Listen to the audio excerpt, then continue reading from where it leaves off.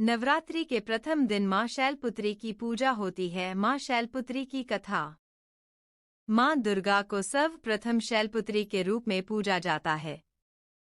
हिमालय के वहां पुत्री के रूप में जन्म लेने के कारण उनका नामकरण हुआ शैलपुत्री। इनका वाहन वृषभ है, इसलिए यह देवी वृषारूढ़ा के नाम से भी जानी जाती है। इस देवी ने दाएं हाथ में त्रिशूल धारण कर रखा है और बाएं हाथ में कमल सुशोभित है। यही देवी प्रथम दुर्गा है। ये ही सती के नाम से भी जानी जाती हैं। उनकी एक मार्मिक कहानी है। एक बार जब प्रजापति ने यज्ञ किया तो इसमें सारे देवताओं को निमंत्रित किया, भगवान शंकर को नहीं। सती यज्ञ में जाने के लिए विकल हो उठीं।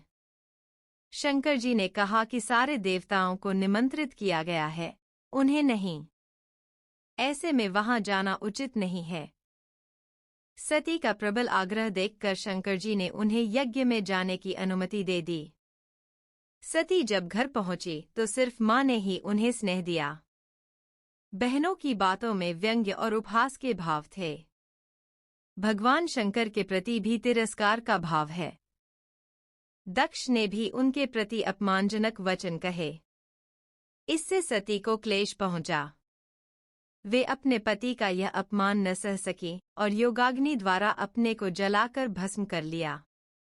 इस दारुण दुख से व्यथित होकर शंकर भगवान ने उस यज्ञ का विध्वंस करा दिया। यही सती अगले जन्म में शैलराज हिमालय की पुत्री के रूप में जन्मी और शैलपुत्री कहलाईं। पार्वती और हेमवती भी इसी देवी के अन्य नाम हैं। शैलपुत्री का विवाह भी भगवान शंकर से हुआ। शैलपुत्री शिवजी की अर्धांगिनी बनी। इनका महत्व और शक्ति अनंत है। नवरात्रि के पहले दिन मां के इस रूप की पूजा अर्चना होती है। गाय पर सवार मां शैलपुत्री चंद्रमा को धारण करती हैं। धार्मिक मान्यता के अनुसार मां शैलपुत्री की आराधना करने से जातक की कुंडली में चंद्र दोष ठीक होता है। नवरात्रि के दूसरे दिन की पूजा मां ब्रह्मचारिणी की कथा। मां ब्रह्मचारिणी की कथा। पूर्वजन्म में इस देवी ने हिमालय के घर पुत्री रूप में जन्म लिया था और नारद जी के उपदेश से भगवान शंकर को पति रूप में प्राप्त करने के लिए घोर तपस्या की थी। इस कठिन तपस्या के कारण इन्हें तपश्चारिणी अर्थात ब्रह्मचारिणी नाम से जाना गया। 1000 वर्ष तक इन्होंने केवल फल फूल खाकर बिताए और 100 वर्षों तक केवल जमीन पर रहकर शाक पर निर्वाह किया। कुछ दिनों तक कठिन उपवास रखे और खुले आकाश के नीचे वर्षा और धूप के घोर कष्ट सहे। 3000 वर्षों तक टूटे हुए बिल्व पत्र खाए और भगवान शंकर की आराधना करती रहीं। इसके बाद तो उन्होंने सूखे बिल्व पत्र खाना भी छोड़ दिए। कई हजार वर्षों तक निर्जल और निराहार रहकर तपस्या करती रहीं। पत्तों को खाना छोड़ देने के कारण ही इनका नाम अपर्णा नाम पड़ गया। कठिन तपस्या के कारण देवी का शरीर एकदम क्षीण हो गया। देवता, ऋषि, सिद्धगण, मुनि सभी ने ब्रह्मचारिणी की तपस्या को अभूतपूर्व पुण्य कृत्य बताया, सराहना की और कहा, हे देवी, आज तक किसी ने इस तरह की कठोर तपस्या नहीं की। यह आपसे ही संभव थी। आपकी मनोकामना परिपूर्ण होगी और भगवान चंद्रमौली शिवजी तुम्हें पति रूप में प्राप्त होंगे। अब तपस्या छोड़कर घर लौट जाओ। जल्द ही आपके पिता आपको लेने आ रहे हैं। लेकिन मां ने तब तक तप समाप्त नहीं किया जब तक स्वयं शिवजी ने उन्हें साक्षात दर्शन न दिए। उनसे आशीर्वाद मिलने के उपरांत ही मां अपने घर की ओर प्रस्थान की। मां की कथा का सार यह है कि जीवन के कठिन संघर्षों में भी मन विचलित नहीं होना चाहिए। मां ब्रह्मचारिणी देवी की कृपा से सर्व सिद्धि प्राप्त होती है। नवरात्रि के दूसरे दिन मां ब्रह्मचारिणी की पूजा अर्चना होती है।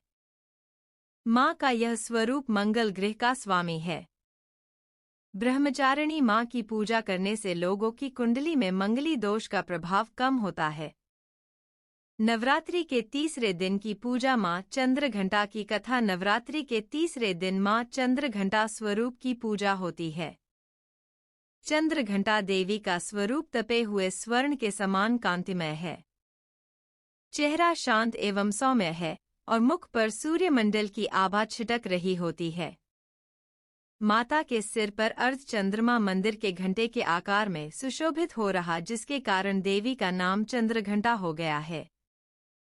अपने इस रूप से माता देवगण, संतों एवं भक्त जन के मन को संतोष एवं प्रसन्न प्रदान करती हैं। मां चंद्रघंटा अपने प्रिय वाहन सिंह पर आरूढ़ होकर अपने 10 हाथों में खड्ग, तलवार, ढाल, गदा, पाश, त्रिशूल, चक्र, धनुष भरे हुए तरकश लिए मंद मंद मुस्कुरा रही होती हैं। इस देवी की कृपा से साधक को अलौकिक वस्तुओं के दर्शन होते हैं, दिव्य सुगंधियों का अनुभव होता है और कई तरह की ध्वनियां सुनाई देने लगती हैं। इन क्षणों में साधक को बहुत सावधान रहना चाहिए। इस देवी की आराधना से साधक में वीरता और निर्भयता के साथ ही सौम्यता और विनम्रता का विकास होता है। इसलिए हमें चाहिए कि मन, वचन और कर्म के साथ ही काया को विहित विधि विधान के अनुसार परिशुद्ध पवित्र करके चंद्रघंटा के शरणागत होकर उनकी उपासना आराधना करना चाहिए। इससे सारे कष्टों से मुक्त होकर सहज ही परम पद के अधिकारी बन सकते हैं। यह देवी कल्याणकारी है। मां चंद्रघंटा की पूजा करने से जातक के सभी पाप नष्ट हो जाते हैं और जन्म जन्म का डर समाप्त हो जाता है और जातक निर्भय बन जाता है। माता चंद्रघंटा की कथा। देवताओं और असुरों के बीच लंबे समय तक युद्ध चला।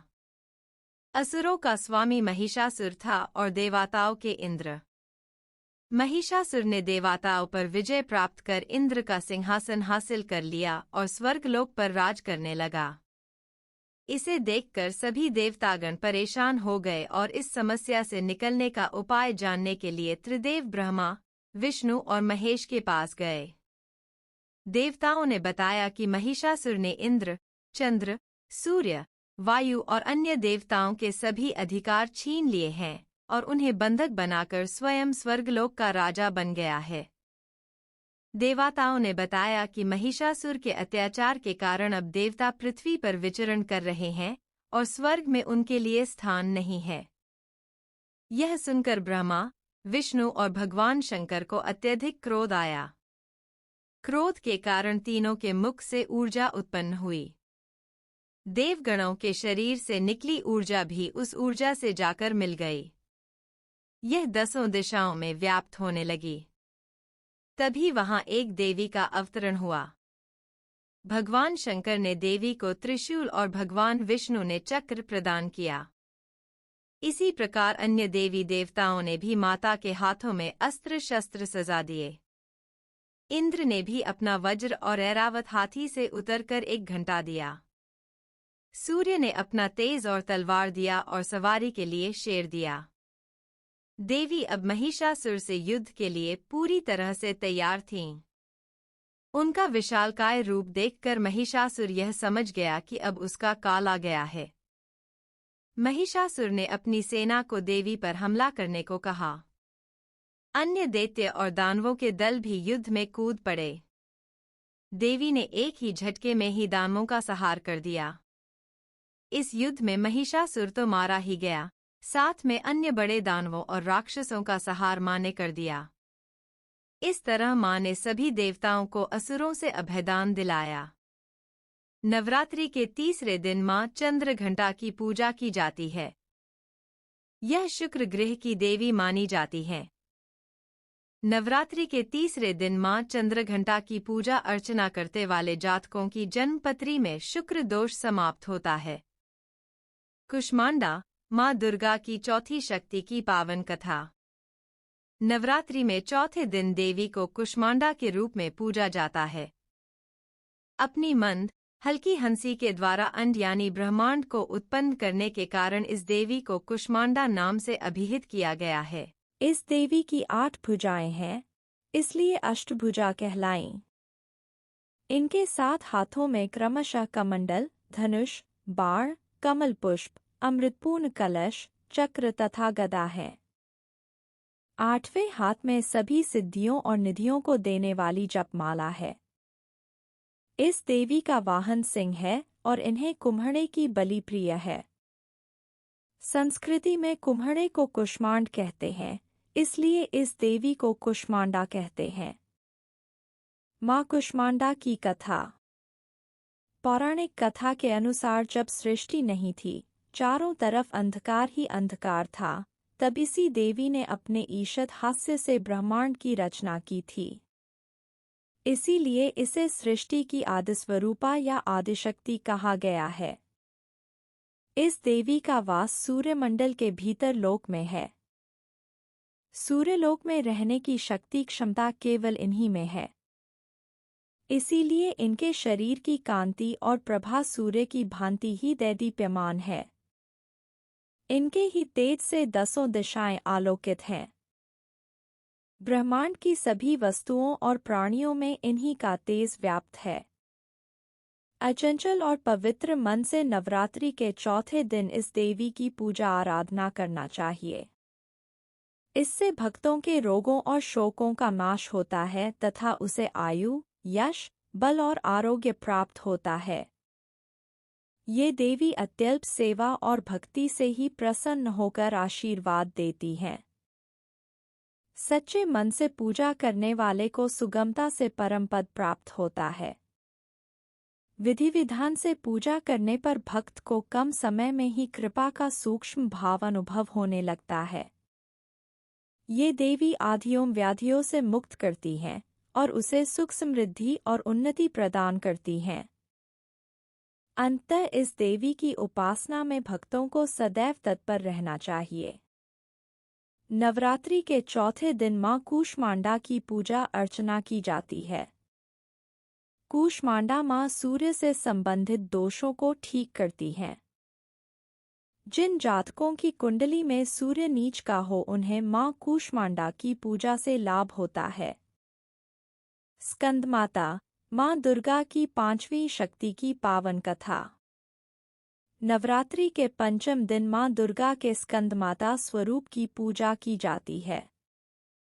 स्कंदमाता का रूप सौंदर्य अद्वितीय आभा लिए शुभ्र वर्ण का होता है। वात्सल्य की मूर्ति है स्कंदमाता। मान्यता अनुसार संतान प्राप्ति हेतु माँ स्कंदमाता की पूजा की जाती है। पहाड़ों पर रहकर सांसारिक जीवों में नवचेतना का निर्माण करने वाली स्कंदमाता। कहते हैं कि इनकी कृपा से मूढ़ भी ज्ञानी हो जाता है। स्कंद कुमार कार्तिकेय की माता के कारण इन्हें स्कंदमाता नाम से अभिहित किया गया है। इनके विग्रह में भगवान स्कंद बाल रूप में इनकी गोद में विराजित हैं। इस देवी की 4 भुजाएं हैं। ये दाईं तरफ की ऊपर वाली भुजा से स्कंद को गोद में पकड़े हुए हैं। नीचे वाली भुजा में कमल का पुष्प है। बाईं तरफ ऊपर वाली भुजा में वरद मुद्रा में है और नीचे वाली भुजा में कमल पुष्प है। इनका वर्ण एकदम शुभ्र है। ये कमल के आसन पर विराजमान रहती हैं। इसीलिए इन्हें पद्मासना भी कहा जाता है। सिंह इनका वाहन है। माँ स्कंदमाता की कथा। कुमार कार्तिकेय की रक्षा के लिए जब माता पार्वती क्रोधित होकर आदिशक्ति रूप में प्रकट हुई तो इंद्र भय से कांपने लगे। इंद्र अपने प्राण बचाने के लिए देवी से क्षमा याचना करने लगे। कुमार कार्तिकेय का एक नाम स्कंद भी है, इसलिए माता को मनाने के लिए इंद्र देवताओं सहित स्कंदमाता नाम से देवी की स्तुति करने लगे और उनका इसी रूप में पूजन किया। इस समय से ही देवी अपने 5वें स्वरूप में स्कंदमाता रूप से जानी गई और नवरात्र के 5वें दिन इनकी पूजा का विधान तय हो गया। शास्त्रों में इसका काफी महत्व बताया गया है। इनकी उपासना से भक्त की सारी इच्छाएं पूरी हो जाती हैं। भक्त को मोक्ष मिलता है। सूर्यमंडल की अधिष्ठात्री देवी होने के कारण इनका उपासक अलौकिक तेज और कांतिमय हो जाता है। अतः मन को एकाग्र रखकर और पवित्र रखकर इस देवी की आराधना करने वाले साधक या भक्त को भवसागर पार करने में कठिनाई नहीं आती है। उनकी पूजा से मोक्ष का मार्ग सुलभ होता है। यह देवी विद्वानों और सेवकों को पैदा करने वाली शक्ति है, यानी चेतना का निर्माण करने वाली। कहते हैं कालिदास द्वारा रचित रघुवंशम महाकाव्य और मेघदूत रचनाएं स्कंद माता की कृपा से ही संभव हुई। नवरात्रि के 5वें दिन स्कंद माँ की पूजा अर्चना की जाती है। यह बुध ग्रह की देवी हैं। जो जातक स्कंद माता की पूजा अर्चना करते हैं उनकी कुंडली में बुध ग्रह की स्थिति मजबूत होती है। कात्यायनी माँ दुर्गा की छठवीं शक्ति की पावन कथा। नवरात्रि में छठे दिन माँ कात्यायनी की पूजा की जाती है। इनकी उपासना और आराधना से भक्तों को बड़ी आसानी से अर्थ, धर्म, काम और मोक्ष चारों फलों की प्राप्ति होती है। उसके रोग, शोक, संताप और भय नष्ट हो जाते हैं। जन्मों के समस्त पाप भी नष्ट हो जाते हैं। माँ दुर्गा की छठवीं शक्ति कात्यायनी की उपासना करने से परम पद की प्राप्ति होती है। इनकी 4 भुजाएं हैं। दाईं तरफ का ऊपर वाला हाथ अभय मुद्रा में है तथा नीचे वाला हाथ वर मुद्रा में। माँ के बाईं तरफ के ऊपर वाले हाथ में तलवार है व नीचे वाले हाथ में कमल का फूल सुशोभित है। इनका वाहन भी सिंह है। इनका स्वरूप अत्यंत भव्य और दिव्य है। ये स्वर्ण के समान चमकीली हैं और भास्वर हैं। माँ कात्यायनी की कथा। इस देवी को नवरात्रि में छठे दिन पूजा जाता है। कात्य गोत्र में विश्व प्रसिद्ध महर्षि कात्यायन ने भगवती पराम्बा की उपासना की, कठिन तपस्या की। उनकी इच्छा थी कि उन्हें पुत्री प्राप्त हो। माँ भगवती ने उनके घर पुत्री के रूप में जन्म लिया, इसलिए यह देवी कात्यायनी कहलाईं। इनका गुण शोध कार्य है, इसीलिए इस वैज्ञानिक युग में कात्यायनी का महत्व सर्वाधिक हो जाता है। इनकी कृपा से ही सारे कार्य पूरे हो जाते हैं। ये वैद्यनाथ नामक स्थान पर प्रकट होकर पूजी गईं। माँ कात्यायनी अमोघ फलदायिनी है।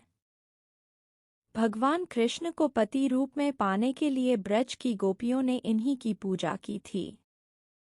यह पूजा कालिंदी यमुना के तट पर की गई थी, इसीलिए ये ब्रजमंडल की अधिष्ठात्री देवी के रूप में प्रतिष्ठित हैं। माँ कात्यायनी शत्रुहंता है, इसलिए इनकी पूजा करने से शत्रु पराजित होते हैं और जीवन सुखमय बनता है। जबकि माँ कात्यायनी की पूजा करने से कुंवारी कन्याओं का विवाह होता है। नवरात्रि के छठे दिन भक्त का मन आग्नेय चक्र पर केंद्रित होना चाहिए। अगर भक्त खुद को पूरी तरह से माँ कात्यायनी को समर्पित कर दें तो माँ कात्यायनी उसे अपना असीम आशीर्वाद प्रदान करती है।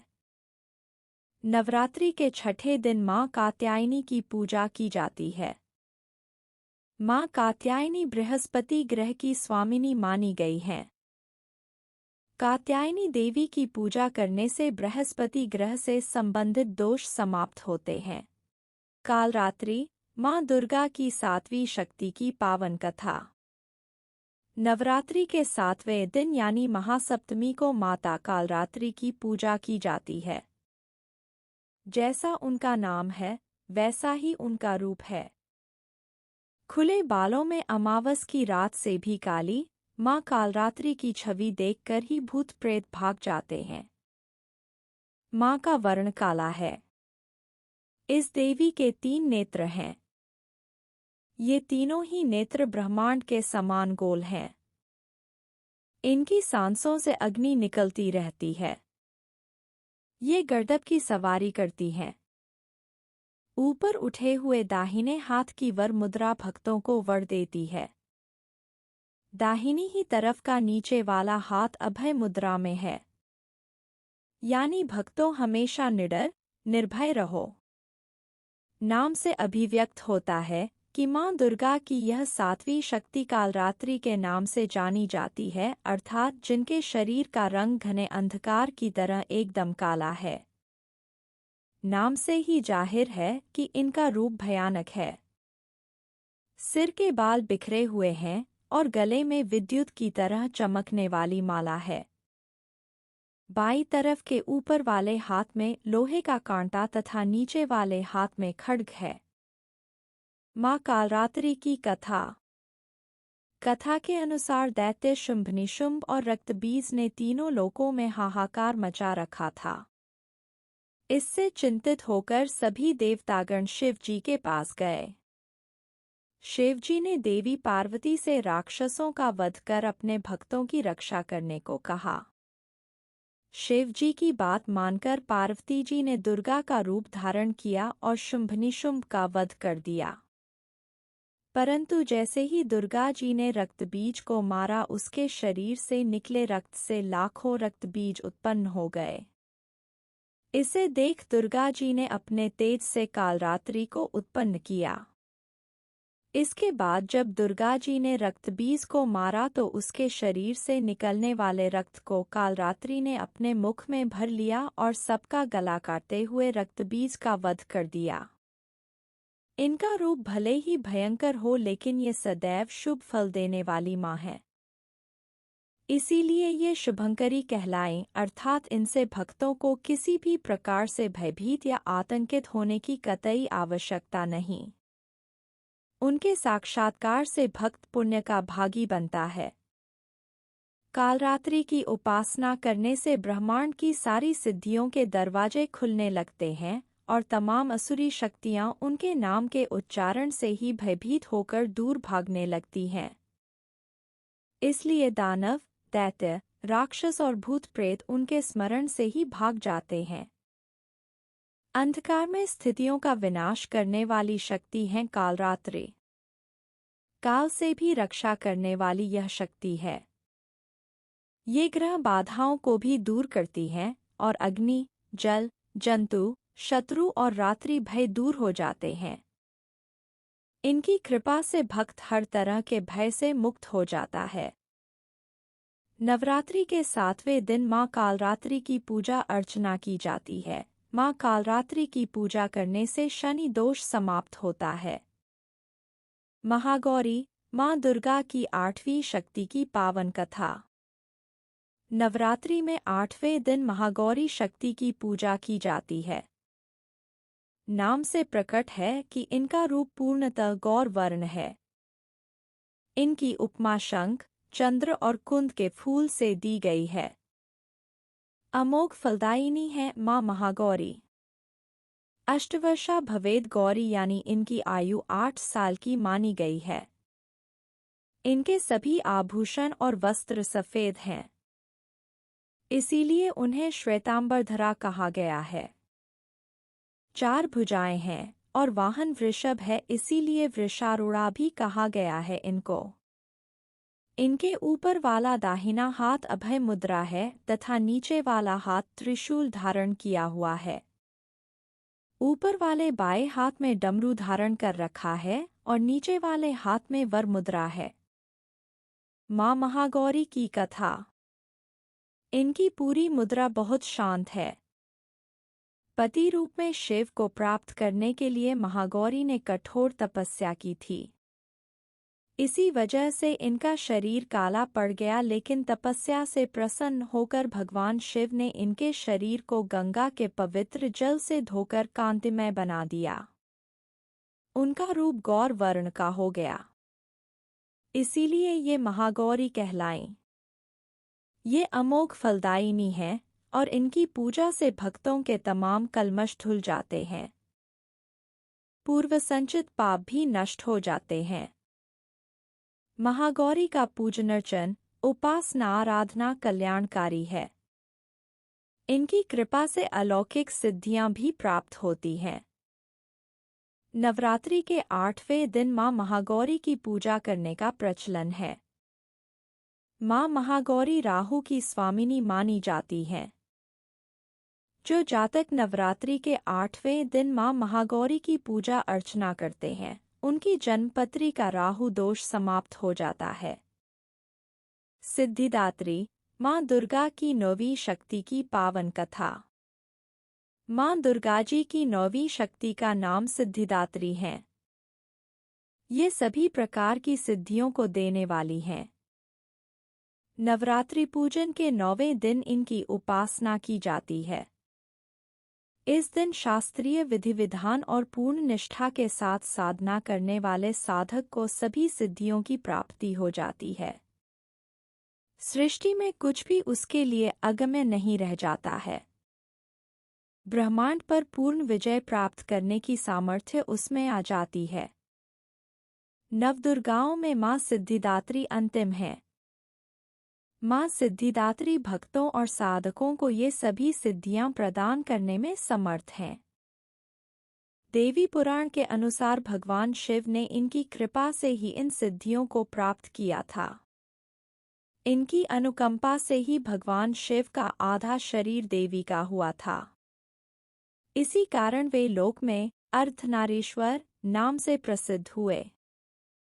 प्रत्येक मनुष्य का यह कर्तव्य है कि वह माँ सिद्धिदात्री की कृपा प्राप्त करने का निरंतर प्रयत्न करें, उनकी आराधना की ओर अग्रसर हो। इनकी कृपा से अनंत दुख रूप संसार से निर्लिप्त रहकर सारे सुखों का भोग करता हुआ वह मोक्ष को प्राप्त कर सकता है। सिद्धिदात्री माँ के कृपा पात्र भक्त के भीतर कोई ऐसी कामना शेष बचती ही नहीं है जिसे वह पूर्ण करना चाहे। वह सभी सांसारिक इच्छाओं, आवश्यकताओं और स्पृहाओं से ऊपर उठकर मानसिक रूप से माँ भगवती के दिव्य लोकों में विचरण करता हुआ उनके कृपारस पीयूष का निरंतर पान करता हुआ विश्व भोग शून्य हो जाता है। माँ भगवती का परम सान्निध्य ही उसका सर्वस्व हो जाता है। इस परम पद को पाने के बाद उसे अन्य किसी भी वस्तु की आवश्यकता नहीं रह जाती। माँ के चरणों का यह सान्निध्य प्राप्त करने के लिए हमें निरंतर नियमनिष्ठ रहकर उनकी उपासना करनी चाहिए। माँ भगवती का स्मरण, ध्यान, पूजन हमें इस संसार की असारता का बोध कराते हुए वास्तविक परम शांतिदायक अमृत पद की ओर ले जाने वाला है। आज के युग में इतना कठिन तप जो कोई भी करता है वह माँ की कृपा का पात्र बनता ही है। अन्य 8 दुर्गाओं की पूजा उपासना शास्त्रीय विधि विधान के अनुसार करते हुए भक्त दुर्गा पूजा के 9वें दिन इनकी उपासना में प्रवृत्त होते हैं। इन सिद्धिदात्री माँ की उपासना पूर्ण कर लेने के बाद भक्तों और साधकों की लौकिक, पारलौकिक सभी प्रकार की कामनाओं की पूर्ति हो जाती है। नवमी के दिन माँ सिद्धिदात्री की पूजा की जाती है। देवी के इस स्वरूप को केतु ग्रह की स्वामिनी माना गया है। जो जातक नवमी के दिन माँ सिद्धिदात्री की पूजा अर्चना करते हैं, उनके जीवन से केतु का दोष हट जाता है। प्रिय मित्रों, वीडियो में अंत तक बने रहने के लिए बहुत बहुत धन्यवाद। प्रेम से बोलिए शेरों वाली माता की जय।